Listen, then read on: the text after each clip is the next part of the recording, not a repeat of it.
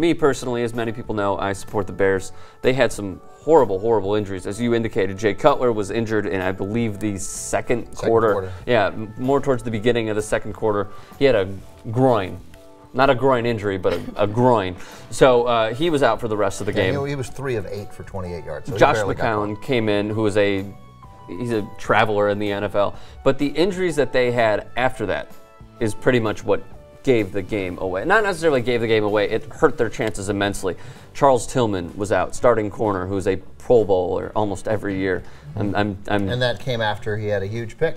Lance Briggs was out, starting linebacker, who was a Pro Bowler every year. And Jay Cutler obviously being out. That hurt them badly. And it was just a defense that couldn't play well, couldn't catch any breaks. As you saw on the Aldrick Robinson touchdown, Chris Conte, it was a microcosm of his day. He goes into Aldrick Robinson, falls down out of nowhere, and then Tillman misplays the ball. I tweeted a Raheem Moore-like play. Yeah, it was. Yeah, it was. So that was unfortunate as well. It was just a game of no breaks. It seems like for the Bears. No breaks. You guys were very. I mean, you know, if you're looking for a positive sign from Washington, it's that they put up 500 yards, and by far, Robert Griffin looked closer to what he's been. It was by far. He ran the ball for over 80 yards. He ran the ball for over 80 yards. He didn't look electrifyingly quick, but he looked really smart, which is what he mainly is. Going downfield, like he was just like, you felt like he knew where everybody was at all times. He looked pretty accurate. They appear to have a really good tight end, Jordan Reed, who looks like Jimmy Graham. Very good. That's positive. What's not positive is that you got 2.5 quarters from Josh McCown. And they McCown. Don't do the Cade McNown thing, please. Then from Josh McCown, and they put up 41 points, and it took a touchdown with 50 seconds to play in the game to win it. So to me, I would still say for Washington fans, it's just not going to happen. There's too many. I mean, they're playing the Broncos next week. It seems inconceivable. Shanahan going back to Denver. It seems inconceivable to me that the Broncos aren't going to put up 40 points in that game, and they might put up 50. All this discussion about the NFC East seems irrelevant. I mean, those teams are, at best, going to win that division and then lose in the first round of playoffs. Yeah, I think that's probably fair. I mean, maybe the Cowboys get lucky and win one, but we know Tony Romo's track record. It's just not a good. It's not a good division. I mean, I grew up a Washington fan. I mean, I hate the Cowboys. It's in my blood to hate the Cowboys, except I now hate the Redskins, right? For very obvious reasons. Except for Griffin. Every week is different with you, though. I bet on the Bears. Like now, I hate them more. Like I finally bet against the Redskins, and they freaking covered. If you watched our NFL picks, you would have seen that I actually picked the Washington team. You did get that right. And now I'm kind of rooting for the Cowboys because I want Tony Romo to prove people wrong. Like I don't necessarily think he will, but I will be. If Tony Romo wins a couple games in the playoffs and comes up big, and the Cowboys go 4-0 in December. I know what you mean. Like I'll like it. I'll be pleased for him. I totally agree, and here's why. I hate the irrational hate towards players.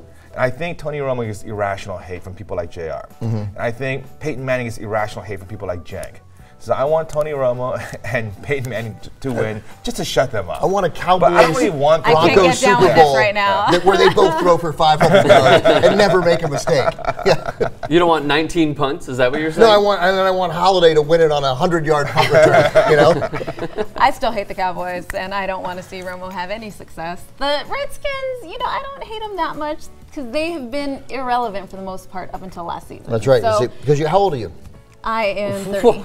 Yeah, but that's the problem is that people who came of age, like they think the Redskins are irrelevant, and they were so relevant forever. They were so relevant, but now, it's like we gotta fess up. It's been 20 years now of incredible John Freeze mediocrity, and now, now they seem for the first time a little relevant just because of the quarterback and the controversy. But now, with the quarterback not being able to be healthy, who knows what he's. The problem with the Cowboys and the Washington Redskins, I call them that, is their owners. Everyone hates Jerry Jones and everyone hates Dan Snyder. I like Jerry Jones is so much more likable than Dan Snyder. No, neither of them are likable, Ben. No, it's not. It's not close. I don't argue that Jerry Jones is likable. I'm just saying it's not close. Brandon Merriweather needs to be out of the NFL forever. And granted, I'm not sure any of you guys are big hockey fans. One guy on Twitter said that he is the Rafi Torres you know who Rafi Torres is. He's a goon. He's a hockey goon. He's a goon, yeah. Merriweather doesn't know how to tackle. All he knows is how to launch his body at someone else's head. And plus, when Roger Goodell is saying, you know what, I'm going to try to focus on players not having CTE in the long run and not having concussions day in, day out, this guy is giving people concussions. We don't know if Brandon Marshall received a concussion. We don't know if Alshon Jeffrey suffered a slight concussion in that game. It's because Merriweather. Also, he's a horrible safety. Also, and look, like from a Redskins point of view, like, what do you, like, you want a guy who's going to get 2 15-yard penalties every game? Right. Like, it comes after an incomplete pass, which is a defensive win, and you turn it into a loss. Because he targeted Brandon Marshall's head in the end zone. And if it comes on a third down, it's like a turnover. Yeah. If the punt was coming. So, I mean, you know, he's already got a $42,000 fine earlier this year for the hit on Eddie Lacy. I didn't see any of the hits as I was flipping back and forth between games. Can I give you a quick thing of what the Eddie Lacy hit was? Here. Yeah, no, I saw that. I saw the Eddie Lacy hit, Yeah. but that was week 2. But the ones yesterday. But I saw people on Twitter reacting to it, and now Jason Lockenfora says that it looks like that he could be suspended for his head-hunting against Jeffrey and How many Marshall. games is like an okay suspension though? 1?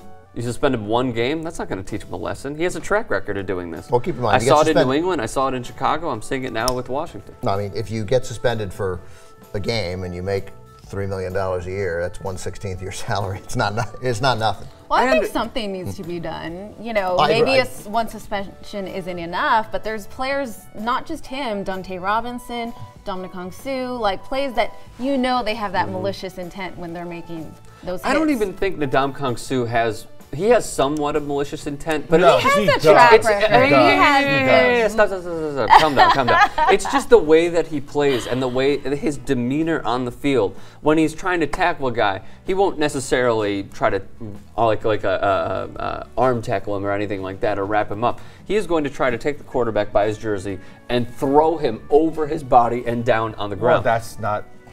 It's somewhat a malicious intent, but I also think it's just this presentation of which that he puts out there. I think he wants to hurt people. On a guy's head. That's Yeah, Stomping on a guy's head. That presentation or was that intent? No, that was intent. I can't believe it. This is the problem with the panel. I don't want to stick up for Ndam Kong-Soo, but you're making me stick up for Ndam Kong-Soo. But why? I mean, look, he's named by his peers as being a dirty player. Yeah. Everyone hates him because he intends to hurt people. So I don't know why you want to become his boyfriend and protect him. Oh, wow. You clearly don't watch the show. Category. By the way, watch the show. We're mistaken about Brandon Merriweather. He says, I wasn't trying to be dirty. I wasn't trying to hurt anybody. I didn't launch with my head. I used my shoulders like they told me to do. Everything I did was a pointer from them, league officials. You've just got to play. There ain't nothing I can do about it. I just go out there and play. Well, you know what? Well, if you Sorry. said so. Our bad.